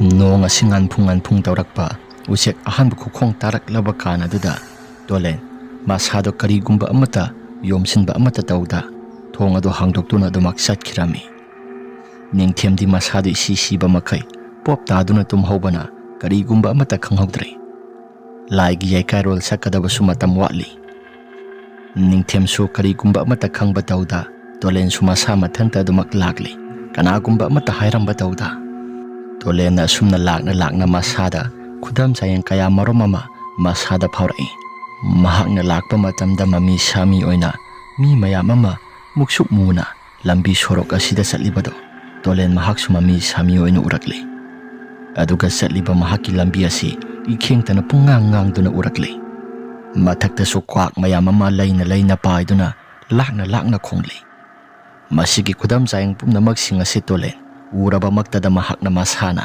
ꯑꯁꯨꯝꯅ ꯈꯜꯂꯛꯏ, ꯈꯨꯗꯣꯡꯊꯤꯕ ꯑꯃꯗꯤ ꯁꯣꯏꯗꯅ ꯇꯥꯔꯤ꯫ ꯑꯩꯒꯤ ꯏꯁꯥꯁꯤ ꯂꯩꯇꯥꯐꯝ ꯑꯃꯠꯇ ꯈꯪꯂꯛꯇ꯭ꯔꯦ꯫ ꯑꯩ ꯁꯤꯗꯤ ꯀꯃꯥꯏꯅ ꯇꯧꯅꯤ ꯍꯥꯏꯗꯅ ꯃꯍꯥꯛꯁꯨ ꯃꯟꯇ꯭ꯔ ꯈꯔ ꯁꯣꯜꯂꯕ ꯃꯇꯨꯡ ꯃꯃꯥꯏ ꯃꯃꯤꯠꯁꯤꯡ ꯑꯗꯨ ꯅꯥꯟꯊꯩ꯫ ꯀꯩꯁꯨ ꯊꯣꯏꯗꯣꯛꯄꯗꯤ ꯑꯃꯠꯇ ꯇꯧꯔꯝꯗ꯭ꯔꯦꯗꯅ꯫ ꯁꯤ ꯑꯣꯏꯔꯕꯗꯤ ꯆꯠꯄꯗꯁꯨ ꯏꯁꯥꯁꯤ ꯈꯔ ꯅꯨꯡꯉꯥꯏꯅ ꯆꯠꯄ ꯍꯥꯏꯕꯗꯣ ꯑꯣꯏꯒꯗꯧꯔꯤ ꯍꯥꯏꯗꯅ ꯇꯣꯂꯦꯟ ꯍꯧꯖꯤꯛ ꯉꯥꯏꯍꯥꯛꯇꯪꯒꯤ ꯃꯃꯥꯡꯗ ꯎꯔꯝꯕ ꯄꯨꯝꯅꯃꯛꯁꯤꯡ ꯑꯗꯨ ꯂꯣꯏꯅ ꯍꯦꯛꯇ ꯃꯥꯡꯈꯤꯔꯝꯃꯤ꯫ ꯇꯣꯂꯦꯟꯁꯨ ꯃꯌꯨꯝ ꯌꯧꯅ ꯑꯗꯨꯃꯛ ꯂꯥꯛꯂꯤ꯫ ꯈꯣꯡꯊꯥꯡ ꯑꯗꯨ ꯈꯔ ꯊꯨꯅ, ꯈꯣꯡꯊꯥꯡ ꯑꯗꯨ ꯈꯔ ꯌꯥꯡꯅ ꯊꯥꯡꯗꯨꯅ ꯂꯥꯛꯂꯤ꯫ ꯀꯣꯟꯊꯣꯡ ꯌꯧꯔꯝꯗꯥꯏꯒꯤ ꯇꯥꯟꯖꯥꯗꯨꯗ ꯅꯨꯄꯤ ꯑꯃꯅ ꯇꯣꯂꯦꯟ ꯍꯥꯏꯗꯅ ꯀꯧꯔꯛꯄꯒꯨꯝꯅ ꯈꯣꯟꯖꯦꯜ ꯑꯃ ꯇꯥꯈꯤ꯫ ꯇꯣꯂꯦꯟ ꯇꯨꯡ ꯍꯟꯅ ꯌꯦꯡꯉꯤ, ꯑꯗꯨꯕꯨ ꯀꯅꯥꯒꯨꯝꯕ ꯑꯃꯠꯇ ꯂꯩꯔꯝꯗꯦ꯫ ꯀꯅꯥꯅꯣ ꯍꯧꯖꯤꯛ ꯀꯧꯈꯤꯕꯗꯣ? ꯇꯨꯡ ꯊꯪꯕ ꯁꯔꯨꯛ ꯑꯁꯤꯗ ꯀꯧꯈꯤꯕꯗꯣ ꯑꯩꯕꯨ ꯈꯣꯟꯖꯦꯜ ꯑꯃꯗꯤ ꯇꯥꯈꯤꯕꯅꯤꯗ ꯍꯥꯏꯗꯨꯅ ꯂꯩꯗꯅ ꯌꯦꯡꯉꯤ꯫ ꯑꯗꯨꯕꯨ ꯀꯅꯥꯒꯨꯝꯕ ꯑꯃꯠꯇ ꯂꯩꯕ ꯎꯗꯕꯗꯨꯗ ꯇꯣꯂꯦꯟ ꯃꯌꯨꯝꯗ ꯈꯔ ꯊꯨꯅ ꯄꯟꯊꯕ ꯇꯧꯗ ꯑꯗꯨꯃꯛ ꯆꯪꯂꯛꯂꯤ꯫ ꯑꯁꯨꯝꯅ ꯆꯪꯂꯛꯂꯕ ꯀꯥꯟ ꯑꯗꯨꯗ ꯊꯣꯡ ꯑꯗꯨ ꯏꯍꯥꯏ ꯍꯥꯏꯗꯣꯛꯇꯨꯅ ꯂꯩꯔꯝꯃꯤ꯫ ꯃꯗꯨ ꯎꯕꯗ ꯇꯣꯂꯦꯟ ꯃꯁꯥꯗꯣ ꯈꯔ ꯃꯈꯩꯗꯤ ꯐꯥꯊꯖꯩ꯫ ꯏꯃꯨꯡꯗ ꯄꯟꯊꯕ ꯇꯧꯗ ꯑꯗꯨꯃꯛ ꯆꯪꯂꯛꯏ꯫ ꯑꯗꯨꯕꯨ ꯏꯃꯨꯡꯗ ꯆꯪꯂꯛꯄ ꯃꯇꯝꯗ ꯇꯧꯔꯝꯂꯤꯕ ꯐꯤꯚꯝ ꯑꯗꯨꯗꯤ ꯃꯁꯥꯗꯨ ꯎꯕ ꯃꯇꯝꯗ ꯂꯩꯇꯥꯐꯝ ꯈꯪꯗ꯭ꯔꯤ꯫ ꯀꯣꯛꯇꯒꯤꯅ ꯈꯣꯡꯗꯣꯟ ꯐꯥꯎꯕꯗ ꯂꯋꯥꯏ ꯁꯝ ꯆꯞ ꯌꯨꯡꯕ ꯃꯈꯩ ꯃꯁꯥꯗꯨ ꯇꯨ ꯆꯨꯡꯈꯤꯕ ꯍꯥꯏꯕꯗꯨ ꯑꯣꯏꯈꯤꯔꯝꯃꯤ꯫ ꯃꯍꯥꯛꯀꯤ ꯅꯨꯄꯤ ꯂꯩꯃꯥꯏꯗ ꯇꯥꯗꯨꯅ ꯃꯁꯥꯗ ꯏ ꯄꯨꯡꯇꯩ ꯇꯩꯕ ꯃꯈꯩ ꯂꯩꯃꯥꯏꯗꯁꯨ ꯏ ꯃꯌꯥꯝ ꯑꯃ ꯍꯩꯊꯗꯨꯅ ꯇꯧꯔꯤꯕ ꯐꯤꯚꯝꯁꯤꯡ ꯑꯗꯨꯗ ꯇꯣꯂꯦꯟ ꯑꯗꯨ ꯃꯁꯥ ꯄꯨꯕ ꯊꯥꯡꯕ ꯉꯝꯗꯅ ꯀꯞꯄ ꯍꯧꯔꯛꯂꯤ꯫ ꯃꯁꯥꯗꯣ ꯇꯧꯔꯤꯕ ꯄꯨꯝꯅꯃꯛꯁꯤꯡ ꯑꯗꯨ ꯀꯔꯤꯅꯣ ꯍꯥꯏꯕ ꯒ꯭ꯌꯥꯟ ꯃꯦꯟ ꯑꯃꯠꯇ ꯍꯦꯛ ꯇꯥꯗꯅ ꯑꯗꯨꯃꯛ ꯀꯞꯄꯤ꯫ ꯅꯣꯡ ꯉꯥꯜꯂꯛꯂꯕꯅꯤꯅ ꯃꯌꯥꯝ ꯑꯁꯤ ꯁꯣꯔꯣꯛꯇ ꯑꯗꯨꯃꯛ ꯆꯠꯂꯤ꯫ ꯇꯣꯂꯦꯟꯅ ꯀꯞꯂꯤꯕꯗꯨ ꯃꯌꯥꯝꯁꯨ ꯇꯥꯔꯛꯂꯤ꯫ ꯑꯗꯨꯒ ꯀꯩꯗꯧꯔꯒꯦ ꯍꯥꯏꯗꯅ ꯆꯪꯁꯤꯜꯂꯤ꯫ ꯇꯣꯂꯦꯟꯁꯨ ꯃꯍꯥꯛꯀꯤ ꯅꯨꯄꯤ ꯃꯦꯝꯊꯣꯏꯒꯤ ꯃꯕꯨꯛꯇ ꯊꯤꯜꯂꯤꯕ ꯊꯥꯡ ꯑꯗꯨ ꯂꯧꯊꯣꯛꯏ, ꯑꯗꯨꯒ ꯀꯞꯄꯤ꯫ ꯂꯩꯀꯥꯏꯒꯤ ꯃꯤꯑꯣꯏꯁꯤꯡꯁꯨ ꯇꯣꯂꯦꯟꯒꯤ ꯏꯃꯨꯡ ꯇꯝꯅ ꯆꯪꯁꯤꯜꯂꯛꯂꯤ, ꯂꯩꯀꯥꯏꯒꯤ ꯑꯍꯜ ꯈꯔ꯫ ꯑꯗꯨꯒ ꯇꯣꯂꯦꯟꯅ ꯇꯧꯔꯝꯂꯤꯕ ꯃꯑꯣꯡ ꯃꯇꯧꯁꯤꯡ ꯑꯁꯤ ꯎꯕ ꯃꯇꯝꯗ ꯃꯦꯝꯊꯣꯏ ꯑꯁꯤ ꯇꯣꯂꯦꯟꯅ ꯍꯥꯠꯄꯅꯤ ꯍꯥꯏꯗꯅ ꯃꯌꯥꯝꯅ ꯂꯧꯈ꯭ꯔꯦ꯫ ꯂꯩꯀꯥꯏꯒꯤ ꯃꯤꯑꯣꯏꯁꯤꯡ ꯑꯗꯨꯁꯨ ꯃꯈꯨꯠꯇ ꯊꯥꯡ ꯄꯥꯏꯔꯝꯕꯗꯨ ꯎꯕ ꯃꯇꯝꯗ ꯑꯀꯤ ꯇꯨꯖꯨꯡꯕ ꯐꯥꯎꯗꯨꯅ ꯆꯦꯟꯊꯣꯛꯈ꯭ꯔꯦ꯫ ꯍꯥꯟꯅꯗꯒꯤ ꯈꯔꯅꯒ ꯅꯨꯡꯁꯤꯗ ꯂꯩꯔꯦ꯫ ꯑꯗꯨꯒ ꯇꯧꯔꯤꯕ ꯄꯨꯝꯅꯃꯛꯁꯤꯡ ꯑꯗꯨ ꯂꯩꯀꯥꯏꯒꯤ ꯃꯤꯌꯥꯝꯁꯤꯡꯅ ꯇꯥꯟꯊꯣꯛꯄꯅ ꯐꯩ ꯍꯥꯏꯗꯅ ꯂꯩꯀꯥꯏꯒꯤ ꯃꯤꯑꯣꯏꯁꯤꯡ ꯍꯧꯗꯨꯅ ꯂꯥꯛꯂꯤ꯫ ꯇꯣꯂꯦꯟꯒꯤ ꯃꯌꯨꯝ ꯇꯝꯅ ꯂꯥꯛꯂꯕ ꯀꯥꯟ ꯑꯗꯨꯗ ꯃꯌꯨꯝꯁꯤꯡ ꯑꯗꯨ ꯊꯨꯒꯥꯏꯕ ꯌꯥꯡꯈꯥꯏꯕ ꯍꯧꯔꯛꯂꯤ꯫ ꯃꯐꯝ ꯃꯔꯥꯡ ꯑꯃꯠꯇ ꯈꯪꯕ ꯇꯧꯗ, ꯋꯥꯍꯪ ꯄꯥꯍꯪꯁꯨ ꯑꯃꯠꯇ ꯇꯧꯗ ꯇꯣꯂꯦꯟꯗꯤ ꯃꯌꯥꯝ ꯆꯪꯗꯨꯅ ꯉꯥꯏꯍꯥꯛꯇ ꯉꯥꯏꯕꯤꯈꯣ ꯍꯥꯏꯗꯅ ꯃꯌꯥꯝ ꯑꯗꯨꯗ ꯍꯥꯏꯖꯩ꯫ ꯑꯗꯨꯕꯨ ꯇꯣꯂꯦꯟꯅ ꯍꯥꯏꯖꯔꯤꯕ ꯄꯨꯝꯅꯃꯛꯁꯤꯡ ꯑꯗꯨ ꯃꯌꯥꯝꯗꯤ ꯑꯃꯠꯇ ꯇꯥꯕꯤꯕ ꯂꯩꯇ ꯅꯨꯡꯇꯨꯝꯅ ꯊꯥꯕ ꯈꯣꯠꯄ ꯇꯧꯕ ꯍꯧꯔꯛꯂꯤ꯫ ꯌꯨꯝ ꯑꯗꯨꯁꯨ ꯃꯐꯝ ꯃꯔꯥꯡ ꯈꯪꯗꯅ ꯊꯨꯒꯥꯏꯔꯛꯂꯤ꯫ ꯑꯁꯨꯝꯅ ꯇꯧꯔꯤꯕ ꯄꯨꯝꯅꯃꯛꯁꯤꯡ ꯑꯁꯤ ꯇꯣꯂꯦꯟ ꯃꯍꯥꯛꯀꯤ ꯃꯁꯥꯗꯨꯁꯨ ꯁꯤꯕ ꯇꯥꯔꯦ ꯍꯥꯏꯗꯅ ꯃꯐꯝ ꯃꯔꯥꯡ ꯈꯪꯗꯅ ꯃꯁꯥꯗꯨ ꯍꯤꯡꯅꯕ ꯆꯦꯟꯕ ꯍꯧꯔꯛꯂꯤ꯫ ꯃꯁꯥꯗꯨꯁꯨ ꯄꯥꯈꯠ ꯑꯗꯨꯃꯛ ꯆꯦꯜꯂꯤ꯫ ꯑꯗꯨꯕꯨ ꯇꯧꯔꯤꯕ ꯄꯨꯝꯅꯃꯛꯁꯤꯡ ꯑꯗꯨꯗꯤ ꯀꯅꯥꯅ ꯇꯧꯔꯤꯕꯅꯣ ꯍꯥꯏꯕꯗꯣ ꯃꯍꯥꯛꯁꯨ ꯃꯁꯥꯅ ꯈꯪꯖꯗ꯭ꯔꯦ꯫ ꯌꯨꯝ ꯃꯩ ꯊꯥꯔꯤꯕꯅꯤ ꯍꯥꯏꯗꯅ ꯇꯧꯔꯤꯕꯗꯨꯁꯨ ꯃꯍꯥꯛꯀꯤ ꯅꯨꯄꯤ ꯃꯦꯝꯊꯣꯏ ꯑꯗꯣ ꯐꯖꯅ ꯃꯊꯧ ꯃꯉꯝꯒ ꯑꯃꯠꯇ ꯇꯧꯕꯖꯥꯠ ꯅꯠꯇꯦ꯫ ꯃꯩ ꯊꯥꯔꯤꯕ ꯃꯩꯅꯨꯡ ꯑꯗꯨꯗ ꯑꯗꯨꯃꯛ ꯂꯪꯁꯤꯟꯗꯨꯅ ꯑꯗꯨꯃꯛ ꯃꯩ ꯊꯥꯕ ꯍꯥꯏꯕꯗꯣ ꯑꯣꯏꯈꯤꯔꯝꯃꯤ꯫ ꯂꯩꯀꯥꯏꯒꯤ ꯃꯤꯌꯥꯝꯁꯤꯡꯅ ꯍꯥꯠꯂꯣ ꯍꯥꯏꯗꯅ ꯇꯥꯟꯅꯔꯛꯏ꯫ ꯇꯣꯂꯦꯟꯁꯨ ꯃꯐꯝ ꯃꯔꯥꯡ ꯈꯪꯗꯅ ꯑꯗꯨꯃꯛ ꯆꯦꯜꯂꯤ꯫ ꯃꯐꯝ ꯃꯔꯥꯡ ꯈꯪꯗꯅ ꯆꯦꯜꯂꯛꯄꯅ ꯇꯣꯂꯦꯟꯅ ꯃꯐꯝ ꯃꯔꯥꯡ ꯈꯪꯗꯅ ꯂꯝꯖꯦꯜ ꯑꯁꯤ ꯌꯥꯡꯅ ꯆꯦꯜꯂꯛꯂꯒ ꯈꯔ ꯁꯣꯡꯕ ꯃꯣꯡꯁꯣꯡ ꯑꯃꯗ ꯆꯣꯡꯁꯤꯟꯈꯤꯕꯅ ꯃꯌꯥꯝꯁꯤꯡ ꯑꯁꯤ ꯑꯃꯠꯇ ꯊꯤꯕ ꯈꯪꯈꯤꯗ꯭ꯔꯦ꯫ ꯑꯁꯨꯝ ꯇꯧꯗꯅ ꯃꯌꯥꯝ ꯑꯗꯨꯅ ꯇꯣꯂꯦꯟ ꯑꯁꯤ ꯊꯤꯕ ꯐꯪꯗ꯭ꯔꯤ, ꯑꯗꯨꯅ ꯍꯌꯦꯡ ꯒ꯭ꯌꯥꯟ ꯇꯥꯅ ꯊꯤꯔꯁꯤ, ꯑꯗꯨꯒ ꯃꯌꯥꯝ ꯆꯪꯗꯨꯅ ꯍꯥꯠꯁꯤ ꯍꯥꯏꯗꯅ ꯍꯥꯏꯅꯔꯝꯃꯤ꯫ ꯇꯣꯂꯦꯟꯁꯨ ꯃꯍꯥꯛꯀꯤ ꯅꯨꯄꯤ ꯁꯤꯍꯧꯕꯗꯨꯗ ꯃꯍꯥꯛꯁꯨ ꯃꯊꯋꯥꯏꯗꯨ ꯅꯨꯡꯉꯥꯏꯇꯦ꯫ ꯃꯣꯡꯁꯣꯡ ꯑꯗꯨꯗ ꯃꯁꯥꯗꯨ ꯑꯗꯨꯃꯛ ꯀꯞꯄꯤ, ꯇꯨꯃꯤꯟꯅ ꯇꯥꯁꯤꯟꯗꯨꯅ ꯀꯞꯄꯤ꯫ ꯇꯣꯂꯦꯟꯅ ꯀꯅꯥꯃꯛꯅ ꯃꯤꯍꯥꯠ ꯊꯤꯅ ꯍꯥꯠꯈ꯭ꯔꯕ ꯃꯦꯝꯊꯣꯏ, ꯅꯪꯒꯤ ꯊꯋꯥꯏ ꯑꯁꯤ ꯅꯨꯡꯉꯥꯏꯕ ꯐꯪꯗꯅ ꯑꯗꯨꯃꯛ ꯆꯠꯈꯤꯕ ꯍꯥꯏꯕꯗꯨ ꯑꯣꯏꯔꯦꯀꯣ꯫ ꯑꯣꯟꯊꯣꯛꯅ ꯉꯝꯈꯤꯗ꯭ꯔꯦꯗ ꯀꯅꯥꯃꯛꯅ ꯍꯥꯠꯂꯤꯕꯖꯥꯠꯅꯣ ꯑꯗꯨꯛ ꯇꯝꯊꯤꯕ ꯃꯤꯍꯥꯠ ꯑꯗꯨꯗꯤ ꯍꯥꯏꯗꯅ ꯇꯣꯂꯦꯟ ꯑꯗꯨꯁꯨ ꯋꯥꯈꯜ ꯈꯟꯕ ꯌꯥꯕ ꯈꯜꯂꯛꯂꯤ ꯑꯁꯨꯝꯅ ꯈꯜꯂꯛꯄ ꯌꯥꯕ ꯈꯜꯂꯕ ꯀꯥꯟ ꯑꯗꯨꯗ ꯃꯃꯥꯡ ꯊꯛꯀꯤ ꯃꯇꯝꯗ ꯇꯣꯂꯦꯟꯁꯨ ꯄꯥꯎ ꯖꯥꯠ ꯌꯥꯝꯅ ꯇꯥꯈꯤꯕ ꯂꯩꯈ꯭ꯔꯦ ꯃꯍꯥꯛꯀꯤ ꯅꯨꯄꯤꯅ ꯏꯁꯤꯡ ꯁꯣꯛꯄ ꯆꯠꯄ ꯃꯇꯝꯗ ꯂꯩꯀꯥꯏꯒꯤ ꯅꯥꯎꯕ ꯑꯃꯗꯤ ꯊꯣꯏꯕ ꯃꯕꯥꯅꯤꯅ ꯂꯛꯅꯔꯛꯂꯦ ꯍꯥꯏꯗꯅ ꯃꯦꯝꯊꯣꯏꯅ ꯄꯥꯎ ꯇꯝꯈꯤꯕꯗꯣ ꯃꯗꯨ ꯈꯪꯂꯛꯂꯕ ꯃꯇꯝ ꯑꯗꯨꯗ ꯇꯣꯂꯦꯟ ꯑꯁꯨꯝꯅ ꯈꯜꯂꯛꯏ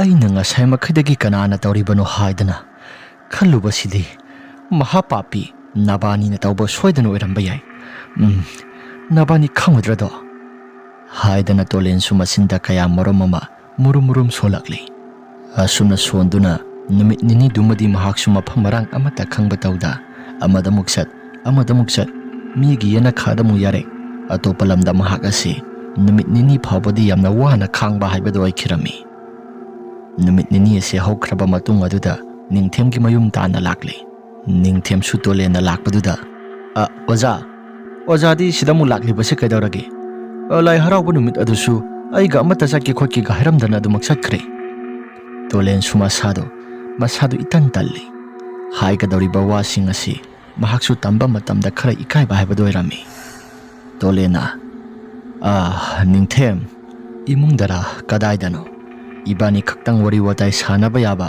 ꯑꯆꯤꯛꯄ ꯃꯐꯝ ꯑꯃ ꯏꯕꯥꯅꯤ ꯄꯨꯂꯞ ꯄꯨꯟꯅ ꯋꯥꯔꯤ ꯁꯥꯃꯤꯟꯅꯔꯨꯁꯤ ꯅꯤꯡꯊꯦꯝꯁꯨ ꯀꯔꯤꯒꯨꯝꯕ ꯈꯔ ꯇꯧꯔꯦ ꯍꯥꯏꯕꯁꯤ ꯈꯪꯂꯤ ꯅꯤꯡꯊꯦꯝꯅ ꯑꯣꯖꯥ ꯁꯤꯒꯤ ꯃꯅꯤꯡꯗ ꯂꯩꯔꯤꯕ ꯄꯨꯈ꯭ꯔꯤ ꯑꯁꯤ ꯄꯨꯈ꯭ꯔꯤ ꯃꯄꯥꯟ ꯑꯁꯤꯗ ꯈꯔ ꯃꯈꯩꯗꯤ ꯏꯪꯉꯤ ꯁꯤꯗ ꯑꯣꯏꯅ ꯍꯦꯛꯇ ꯋꯥꯔꯤ ꯁꯥꯟꯅꯔꯁꯤ ꯇꯣꯂꯦꯟꯁꯨ ꯍꯣꯏ ꯍꯥꯏꯗꯅ ꯄꯨꯈ꯭ꯔꯤ ꯃꯄꯥꯜ ꯊꯪꯕ ꯃꯥꯏꯀꯩ ꯁꯣꯝꯗ ꯂꯥꯛꯂꯤ ꯑꯗꯨꯝꯅ ꯂꯥꯛꯂꯕ ꯀꯥꯟ ꯑꯗꯨꯗ ꯅꯤꯡꯊꯦꯝꯁꯨ ꯊꯣꯛꯂꯛꯂꯤ ꯅꯤꯡꯊꯦꯝꯅ ꯑꯣꯖꯥ ꯃꯣꯔꯥꯁꯤꯗ ꯐꯝꯕꯤꯌꯨ ꯇꯣꯂꯦꯟꯁꯨ ꯃꯃꯤꯠꯇꯒꯤ ꯃꯄꯤ ꯇꯥꯅ ꯃꯈꯣꯜꯗꯤ ꯑꯃꯠꯇ ꯊꯣꯛꯍꯟꯕ ꯇꯧꯗ ꯃꯁꯥꯗꯣ ꯄꯤ ꯆꯗꯨꯝ ꯇꯥꯅ ꯀꯞꯄ ꯍꯧꯔꯛꯂꯤ ꯇꯣꯂꯦꯟꯒꯤ ꯃꯇꯧ ꯑꯗꯨꯗ ꯅꯤꯡꯊꯦꯝꯅ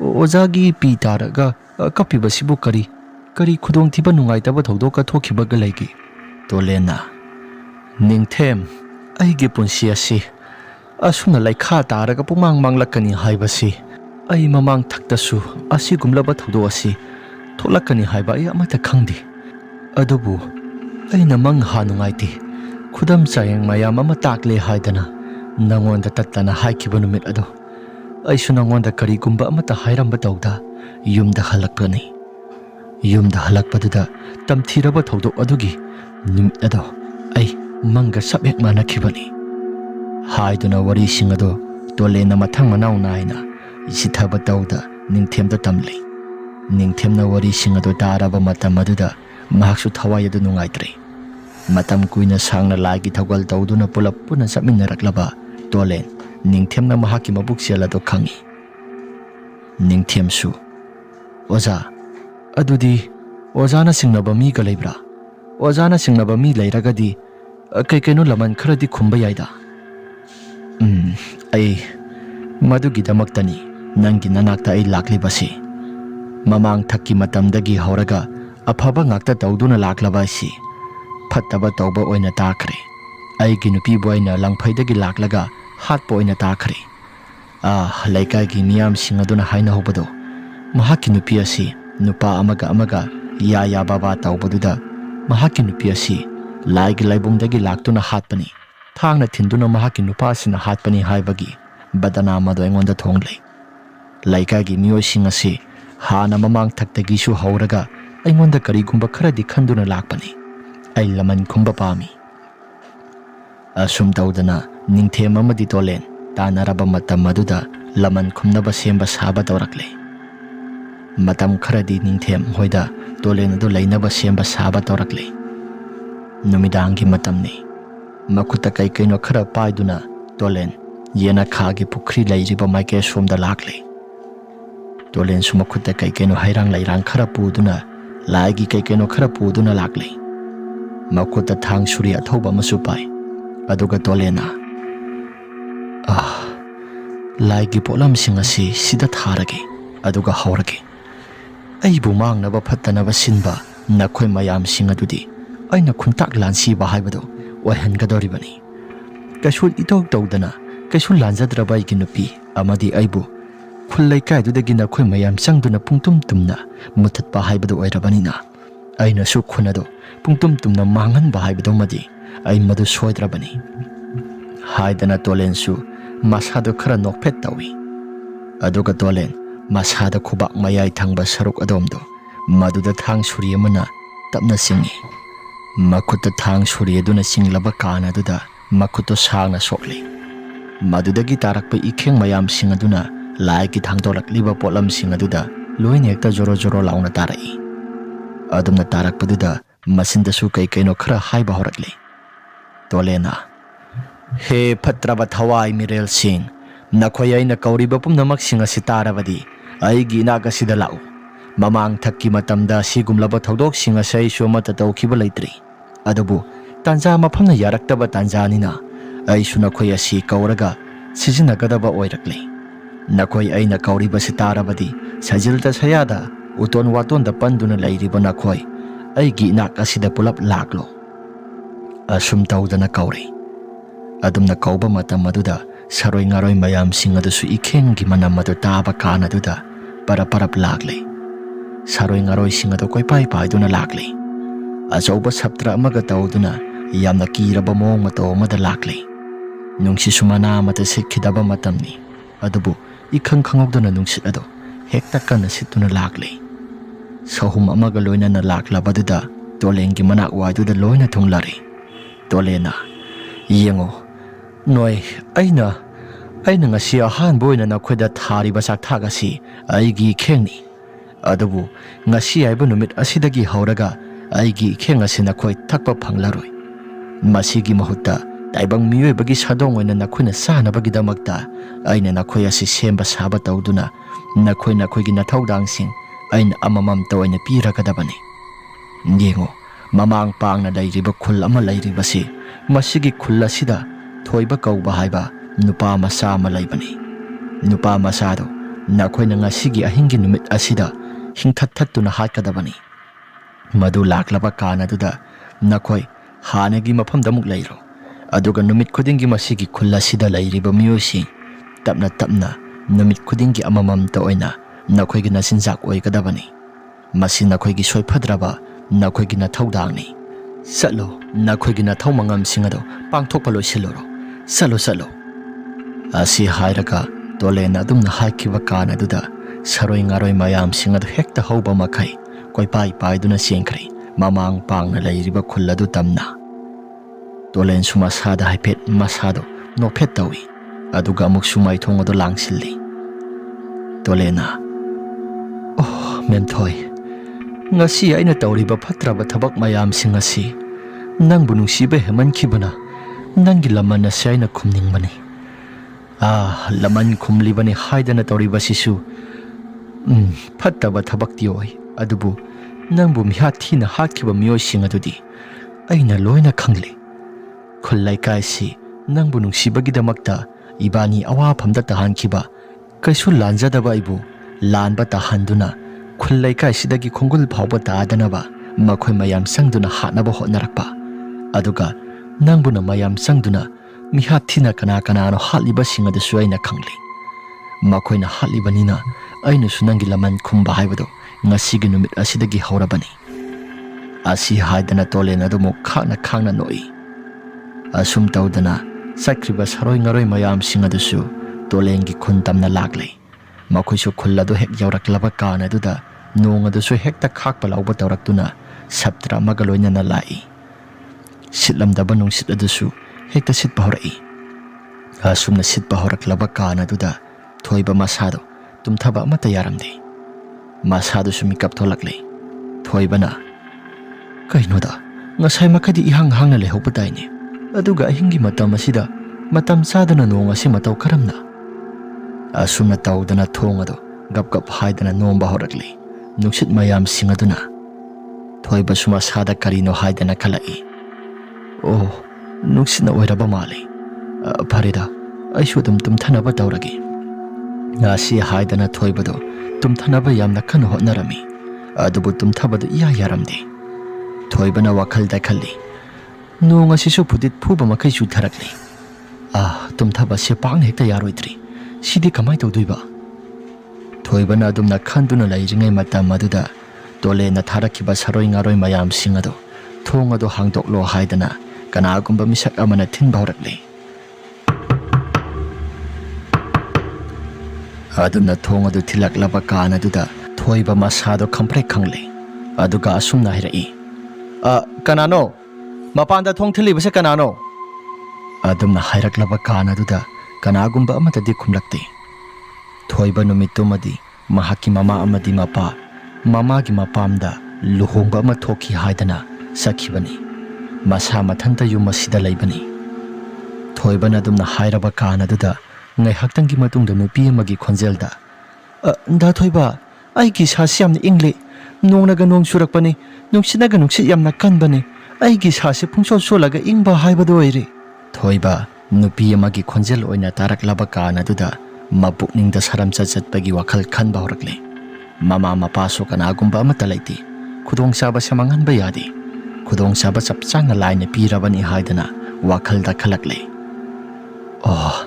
ꯈꯨꯗꯣꯡꯆꯥꯕꯁꯦ ꯃꯥꯡꯍꯟꯕ ꯐꯠꯇꯦ ꯏꯕꯦꯝꯃ ꯉꯥꯏꯍꯥꯛꯇꯪ ꯉꯥꯏꯔꯝꯃꯣ ꯊꯣꯡ ꯑꯁꯤ ꯑꯃꯨꯛꯇꯪ ꯍꯥꯡꯈꯤꯒꯦ ꯑꯁꯤ ꯍꯥꯏꯗꯅ ꯊꯣꯡ ꯑꯗꯨ ꯍꯥꯡꯗꯣꯛꯀꯦ ꯍꯥꯏꯗꯅ ꯃꯍꯥꯛꯁꯨ ꯊꯣꯡꯕꯥꯟ ꯇꯝꯅ ꯂꯥꯛꯂꯦ ꯊꯣꯡ ꯑꯗꯨ ꯍꯥꯡꯗꯣꯛꯂꯦ ꯍꯥꯡꯗꯣꯛꯂꯕ ꯀꯥꯟ ꯑꯗꯨꯗ ꯅꯨꯄꯤ ꯑꯃ ꯈꯔ ꯊꯨꯅ ꯆꯪꯁꯤꯜꯂꯛꯏ ꯅꯨꯄꯤ ꯑꯗꯨ ꯐꯅ ꯃꯁꯛ ꯑꯗꯨ ꯆꯪꯈꯣꯜꯂꯤ ꯃꯅꯨꯡ ꯇꯝꯅ ꯆꯪꯁꯤꯜꯂꯛꯂꯤ ꯑꯗꯨꯒ ꯊꯣꯏꯕꯅ ꯋꯥꯈꯜꯗꯁꯨ ꯖꯥꯠ ꯌꯥꯝꯅ ꯈꯟꯗꯨꯅ ꯋꯥꯈꯜ ꯃꯊꯪ ꯁꯥꯒꯠꯄ ꯍꯧꯔꯛꯂꯤ ꯊꯣꯡ ꯑꯁꯤ ꯂꯣꯟꯁꯤꯜꯂꯤ ꯑꯗꯨꯒ ꯊꯣꯏꯕꯅ ꯋꯥꯈꯜ ꯈꯜꯂꯤ ꯑꯩꯒꯤ ꯑꯅꯤꯡꯕ ꯑꯄꯥꯝꯕ ꯄꯨꯝꯅꯃꯛꯁꯤꯡ ꯃꯐꯤ ꯍꯣꯡꯗꯣꯛꯄꯒꯤ ꯈꯨꯗꯣꯡꯆꯥꯕ ꯂꯧꯗꯨꯅ ꯑꯩꯒꯤ ꯑꯄꯥꯝꯕ ꯄꯨꯝꯅꯃꯛꯁꯤꯡ ꯂꯧꯍꯧꯔꯒꯦ ꯍꯥꯏꯗꯅ ꯊꯣꯏꯕꯅ ꯃꯁꯥꯗꯣ ꯂꯩꯊꯣꯔꯛꯂꯕ ꯀꯥꯟ ꯑꯗꯨꯗ ꯍꯧꯖꯤꯛ ꯉꯥꯏꯍꯥꯛꯇꯪꯒꯤ ꯃꯃꯥꯡꯗ ꯆꯪꯈꯤꯕ ꯅꯨꯄꯤ ꯑꯗꯨ ꯀꯅꯥꯒꯨꯝꯕ ꯑꯃꯠꯇ ꯂꯩꯔꯝꯗꯦ ꯊꯣꯏꯕꯁꯨ ꯅꯥꯛꯌꯦꯛꯇ ꯂꯩꯗꯅ ꯌꯦꯡꯉꯤ ꯑꯗꯨꯕꯨ ꯀꯅꯥꯒꯨꯝꯕ ꯑꯃꯠꯇ ꯍꯦꯛ ꯂꯩꯔꯝꯗꯕꯗꯨꯗ ꯊꯣꯏꯕꯁꯨ ꯉꯛꯂꯤ ꯅꯨꯄꯤ ꯑꯗꯨ ꯆꯪꯈꯤꯕꯗꯨꯗ ꯃꯁꯥꯗ ꯄꯨꯡꯆꯣꯠ ꯆꯣꯠꯇꯨꯅ ꯆꯪꯈꯤꯕꯅꯤ ꯑꯗꯨꯒ ꯏꯃꯨꯡ ꯂꯝꯌꯥꯏ ꯑꯁꯤꯗ ꯆꯪꯈꯤꯕꯗꯨꯁꯨ ꯃꯁꯥꯁꯤ ꯏꯁꯤꯡꯅ ꯄꯣꯞ ꯄꯣꯞ ꯇꯥꯕ ꯃꯈꯩ ꯑꯗꯨꯃꯛ ꯆꯪꯈꯤꯕꯅꯤ ꯃꯈꯣꯡ ꯑꯗꯨꯁꯨ ꯏꯁꯤꯡ ꯆꯣꯠꯈꯤꯕꯒꯤ ꯈꯣꯡꯅꯝꯒ ꯑꯃꯠꯇ ꯍꯦꯛ ꯇꯥꯔꯝꯗꯦ ꯈꯣꯡ ꯃꯔꯝꯁꯨ ꯇꯥꯔꯝꯗꯕꯗꯨꯗ ꯏꯃꯨꯡ ꯑꯁꯤꯗ ꯀꯅꯥꯒꯨꯝꯕ ꯑꯃ ꯆꯪꯈꯤ ꯍꯥꯏꯕꯒꯤ ꯁꯈꯤꯅꯥ ꯐꯥꯎꯕ ꯂꯩꯔꯛꯇꯕꯗꯨꯗ ꯊꯣꯏꯕ ꯃꯁꯥꯗ ꯉꯛꯂꯤ ꯍꯧꯖꯤꯛꯋꯥꯏꯗ ꯁꯤꯗꯩꯁꯤꯗ ꯀꯅꯥꯒꯨꯝꯕ ꯅꯨꯄꯤ ꯑꯃ ꯆꯪꯈꯤꯕ ꯇꯥꯏꯅꯦ ꯑꯗꯨꯒ ꯃꯇꯧ ꯀꯔꯝꯅ ꯌꯥꯝꯅ ꯊꯨꯅ ꯃꯥꯡꯈ꯭ꯔꯤꯕ ꯑꯁꯨꯝꯅ ꯋꯥꯈꯜ ꯈꯟꯗꯨꯅ ꯂꯩꯔꯤꯉꯩ ꯊꯣꯏꯕꯒꯤ ꯌꯨꯝꯒꯤ ꯑꯀꯣꯏꯕꯗꯣ ꯍꯦꯛꯇ ꯈꯥꯛꯄ ꯂꯥꯎꯕ ꯇꯧꯔꯛꯇꯨꯅ ꯀꯅꯥꯒꯨꯝꯕ ꯑꯃꯅ ꯀꯤꯔꯕ ꯈꯣꯟꯖꯦꯜ ꯑꯃꯗ ꯅꯣꯛꯂꯛꯏ ꯊꯣꯏꯕꯁꯨ ꯇꯧꯔꯤꯕ ꯄꯨꯝꯅꯃꯛꯁꯤꯡ ꯑꯁꯤ ꯍꯧꯖꯤꯛ ꯆꯪꯈꯤꯕꯗꯣ ꯅꯨꯄꯤ ꯑꯁꯦꯡꯕ ꯅꯠꯇ꯭ꯔꯦ ꯃꯗꯣ ꯀꯅꯥꯒꯨꯝꯕ ꯑꯃ ꯑꯣꯏꯔꯦ ꯍꯥꯏꯕꯁꯤ ꯊꯣꯏꯕ ꯃꯁꯥꯅ ꯈꯪꯂꯛꯂꯦ ꯊꯣꯡ ꯑꯗꯨꯁꯨ ꯍꯥꯡꯗꯣꯛꯇꯨꯅ ꯃꯄꯥꯜ ꯇꯝꯅ ꯆꯦꯟꯊꯣꯛꯀꯦ ꯍꯥꯏꯗꯅ ꯇꯧꯏ ꯑꯗꯨꯕꯨ ꯊꯣꯡ ꯑꯗꯨꯁꯨ ꯍꯥꯡꯗꯣꯛꯄ ꯌꯥꯈꯤꯗ꯭ꯔꯦ ꯌꯥꯝꯅ ꯀꯤꯔꯕ ꯈꯣꯟꯖꯦꯜ ꯑꯃꯅ ꯉꯪꯗꯅ ꯊꯣꯏꯕꯒꯤ ꯃꯌꯨꯝ ꯑꯁꯤꯗ ꯈꯥꯛꯄ ꯂꯥꯎꯕ ꯇꯧꯗꯅ ꯍꯦꯛꯇ ꯅꯣꯛꯄ ꯍꯧꯔꯛꯂꯤ ꯅꯣꯛꯄꯒꯤ ꯃꯈꯣꯜ ꯑꯗꯨꯁꯨ ꯂꯦꯞꯄ ꯂꯩꯇ ꯑꯗꯨꯃꯛ ꯅꯣꯛꯂꯤ ꯊꯣꯏꯕꯅ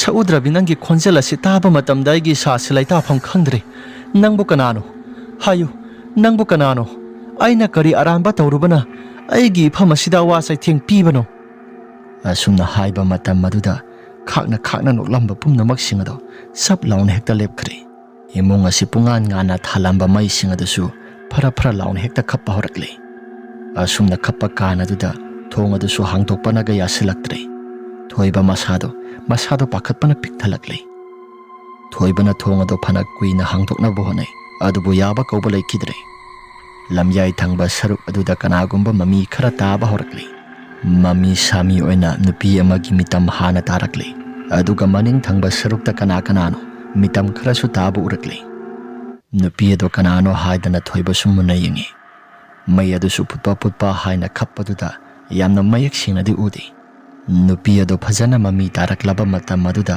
memthoi oiduna leirami memthoi gi mahaki sakta mado mamit nakal nama amasu tharak yanduna lei aduga mamit nakal nama amana ngorok ngawduna lei mahaki khadang adusu tharak yalabani aduga mamai nakal nama amana hanna mareng sali aduga mamai nakal nama amana maina pungsak sakhibagi pungka karaga laiba phiba maduda thoibasu khirakle makok adusu nakal nama amana maina sakhibagi pungka ka thekle nakal nama amana matum tasinduna ihang na heng mayam amana matum tasinbagum tawri memthoina seliba phijol adusu ihangna hangna hekta pungang ngangli. Madu uba matamda thoibadu masado aki tujungba phorkli. Thoibana Mem Thoi, ai ki thawai di kanbiu. Mem Thoi. Ngasai tole na tharakiba saroi ngaroi mayam singaduna Mem Thoi gi thawai aduga pulap lakminakhibani. Asum tawdana Mem Thoi na yamna ki yuraba khonjel amada asumna hairai. Kari ai ki thawai di kanbiu haiba. Nakoi ani sangdana ibo hatkiba matam maduda ai ki thawai di kanbiu. Madu tawganu phatya haibada nakoina kari haiki matam maduda karim nakhiba natra ngasi sunangi thawai ado aina matuk thokna mafang marang khangdana hekta hatpa haibada oigadori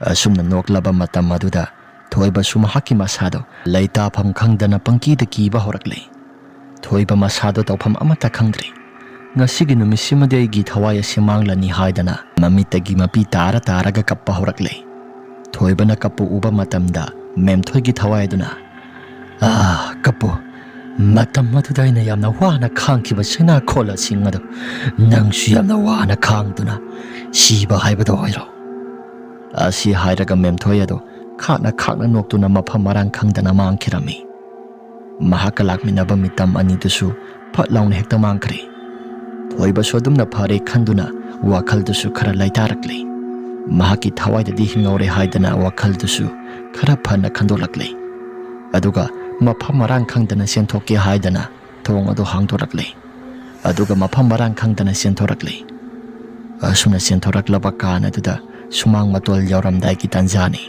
kadom thangba saruptagi no khangdi nungjaw amana pairaktuna thoibagi makokte hekta thomi thoiba sugyan imang mangduna makhada purop laung hekta tai nong su khibaduda masado sunale thoiba sung haktang di tarang malang amad isat satuna masado gyan menga amate hekta adri nong khara su tharak labakan minute manga mo haukraba kana duda nong khara su tharak labakan duda masado amu gyan lakle gyan lakpaduda masado apunaba amana pubagumna mahaki makhonga soro paiduna singi makhoi gi sumang adu sing ngakta suoibanina kanana paiduna singlibano haibado thoiba suma sadu gyan men tadre asumna paiduna singlaklaba kana duda mahaki akoibada kanagumba nupi mana khakna nokpagi makholdusu hekta pungnin ninba makhai adumak taba haibadoirami asumna tawringai tanja duda thoiba suma sadu lengam sangamdana lengba horakle adubu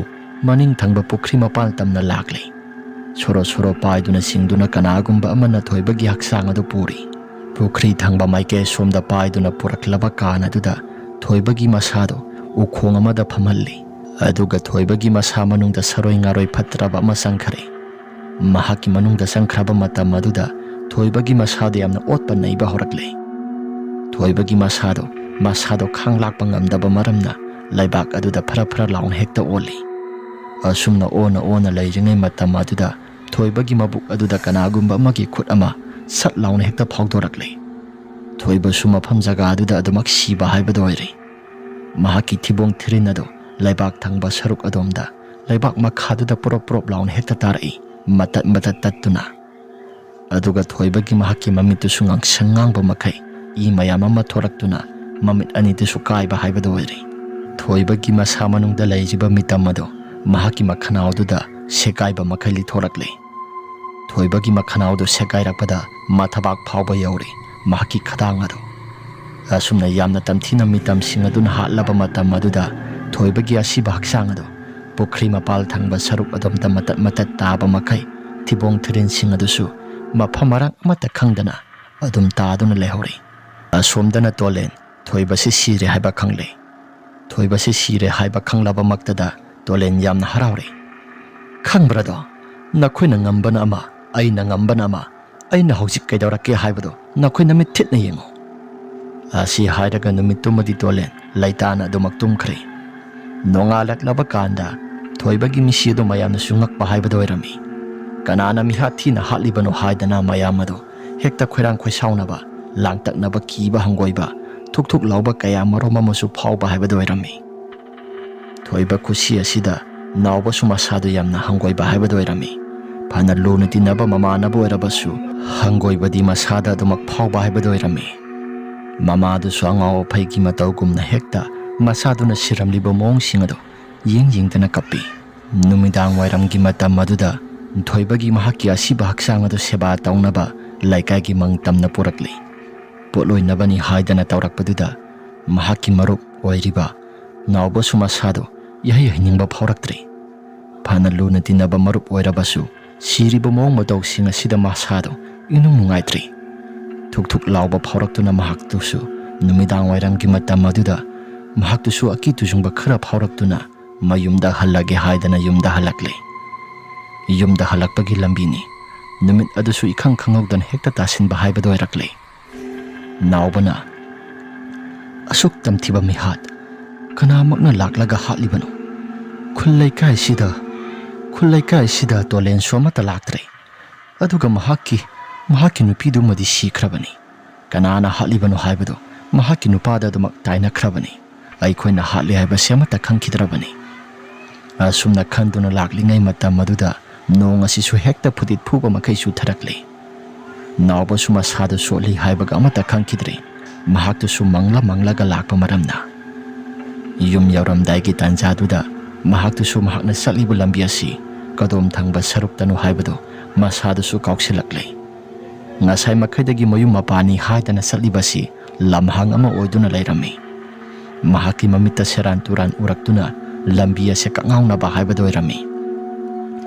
Mahakna satliba lambi asisu ikheng mayam tana pungsan sandoktuna pungangrangba makai igi turel oina selakle. Makok thangba saruk adomda khara wangtakna langja mayam amana lakna khong tana pairi. Kwak amanasu lakna khongli. Aduka kwak sangu mayam amasu hekta paikalaktuna naubagi masa tamna koi pai bahorakle. Tauriba mong matawsing asida nauba masado kari haigadabano haifam tawfam amata khanglaktre. Nauba sumasado imamamduna gyana si ipakpaksingkre. Naubana sumna tawduna lairingai matam aduda maning oirapna itaw haiduna nupa amana nason pikna yamna awaba khonjel amada kaurakle. Nauba kanano haidana mamaya se phatlai thoktuna inglui adubu kanagumba amata dilairamdri. Naubana hausiwaida tung thangba saruk asida itaw haiduna kauraklaga aduga kanagumba amata sulairamde. Nauba suadumna haina masinda swali. Asumna swalaba kana duda itaw haina muksu mamang thangba saruk adomda muksu kaurakle. Handa mukti nauba masadi khangawdana phatlai thoi. Adumna laithokpa matam maduda mahaki mamanaba ngasai maktada seba taunaba sem sahoriba thoibado masado karigumba amata ikai batawda taga tektuna lairami. Madu ubaduda nauba masado yam nangakle. Itaw thoiba nangdi mataw karamna sida thoibana itaw ai kasu thoidokpa amata tawdre kanana ai si hairino. Nauba suma sado tarang malang ama isa satlabani. Hana mi hatlubaduda masasi kainomi itaw tawre. Nauba suma sada mamana ba thoiba si sire haibaga loina pungka kauba makai. Thoibada sumna hairai. Laikai gi miyam singa dinang seba tawnaba laikai gi mangphamda puthoribadudi nang uraktro. Nauba gi wafam aduda thoibana asengbagirane aibu urakteda. Naubana uraida ai haujiwaida mangphamdagi karakpada ngairine. Asumna haiba matam aduda thoiba suma sadu khakna nokpa horakle. Aduga asumna hairai. Itaw makhoina tawriba pumnamak singado nang asengbagi uningbra. Thoiba suma sada adumna hairaklaba kana duda naubana itaw kaino nangna hairidubo. Thoiba suma sado khakna nokle. Aduga mahaki misi aduga sak manana mahaki mabuk ado kanagumba amana mabuk manungdagi khut ama sangna thindolakle. Aduga mahaki thibong thirinsing ado matat tatpa makai khut aduna thadalakle. Thoibadi masado khakna adumak nokli. Aduga mahaki makhyat adusu kanagumba ama mahaki masa manungda lairibado adun hekta segaiba makai manungdagi tholakle. Thoibagi masado podrop taba makai takre laimai aduda. Thorakliba mitam ado kanagumba amatagi mitam nate memthoigi mitam oirami. Memthoi suma sadu ihang na heng taiba makai sikli masado tabli makhong ado thang dana naubagi manakta lai.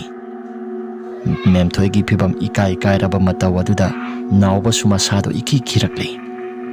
Naubana, nang aigi nakta sangsilakanu, nang aigi nakta sangsilakanu. Memthoigi mamit nakal na ama tharak yanduna ngorok ngoba makai mamit amana lai.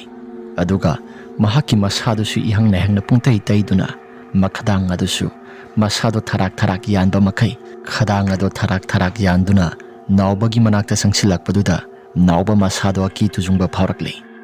Sangakano haidana yamna soli. Adubu memthoigi mahaki masado di khakna noi. Asumna nokpa kana duda nauba su masado kirakli. Mafam marang khangdana koisen bahorakli. Adubu senjai haibagi wani mahakna selibasi kadom thangba saruktano gyanninga amate hek tadri. Mahakna seliba mafam khudimakta memthoi se hekta lairami. Asumna tawduna lairingai kanagumba amana mahaki mabuk aduda sak laun hekta atumba posak amana thilakli. Asumna thinkibaduda nauba masado lengba lakpa amata ngamaktri. Memthoi su yamna kiraba khonjel amada khakna hekta nokpa horakli. Naubagi mamang aduda memthoi ado tapna paitharakli. Aduga masado mami sami oina lairambado mayek sing urakli. Memthoi gi akiba sakta madu urakli. Aduga yamna kan hekta laurai. Mamai mamit adusu hanna mareng satli. Aduga nakal amaromdana mamai ado ngangsangang makai muksuk muna kathikli bado mayek sing na uri. Akiba sakta madu uba matamda naubado masa sor phulna yenglakli. Adumna tawriba pumnamak sing aduda naubana memthoi aiki thawaidadi amuktangdi kanbiyo. Nangna sanbiduna ai khuramasu khuramjage. Mamang thakta aina tawkiba pumnamak sing adu lanjari. Adumna hairabasu memthoi upai amata laitri. Makuta thangjawa sangba ama pairakli. Aduga memthoina yamna khanghaudana nangna imonda hatkiba mayam aigi sada masing khangdana sena khol phau khankiba mayam sing adudi nakoi aibu nungairamgani khanbra. Asi hairaga memthoi ado makutta pairakliba thangsang ado naubagi mangaksam tamna langlakli. Adumna langba kan aduda naubagi mangaksam ado hekta thabat tatpa makai thang aduna hekta yankri. Thang aduna yankibaduda mangaksam ado tongan hekta tai. Mahaki manung thangba sarukta lairiba I mayam sing ado hekta kaukhalakli. I mayam sing kaukalaklaba matam aduda saroi ngaroi mayam sing ado sangsilakli. Adugang naubagi mangaksam aduda kaukhalakliba I mayam sing ado saroi ngaroi mayam sing aduna suptuna thakli. Naubagi mahaki thibong therin mayam sing adusu hekta saroi ngaroi mayam sing asina sathoktuna mafam aduda miha thina hatpa haibado oikre. Memthoi su mahaki nupa tolengi manakta lakli. Aduga tolen su yamna kapna mahaki nupi memthoi ado sarga tamna adumak chalhankri nungain ingna sikna. Aduga nongalaklaba matamdana naubagi misi asi mayamna su singnarakli. Nauba amadi thoiba mabani pulap puna siba sida mabani asi karigumba kharadi tawramgadra haiduna singnarakli. Adubu tolen laman khumningbagi maisakna ngauraba tolena amamam toina laikaidugi misimina thokpa horakli. Mamang thakki matamda makhoigi imung manungda noknakiba mayam sing ado amamam toina hatpa horakli. Asumna hatpa matam aduda khulla si suminaga kaya kungna taadabane. Mafam marang khangdana kai dan hekta koisen sen aduna khulla si khuntak lansi ba haibado oikre. Laman khumlaba maktada tolen mahaki masadusu harauduna masasi ona thoina khangli. Ningthem su tolena tawriba pumnamak sing ado loina khangli poni.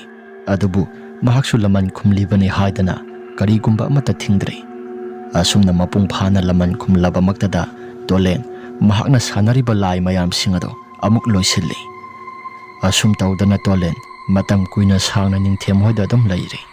Aduga matam kharagi matungda ningthem su tolen ka pulap puna leiminabado ikhang khangogdana tolen ado numidangki matam aduda masagi laina amada siduna leirami. Tolengi mathau mangam pumnamak sing adu suningthenggi imung manungna pulap solami. Adubu tolengi khuladudi kanagumba amata sangba yadana adumak laikhiba haibado oikre. Khulladusu khuntak lansiduna mathong maram khangdana kanagumba amata sangba yada adum laikre. Wari ase matang asida losinjari. Karigumba wari ase nungaibirabadi like amadi subscribe share tawbiramo haiduna haijari. Phare mayam adudi matang asida wari ase losinjaragi. Ngasi gi oina di kainarasi mathangi orida muk thengnarasi.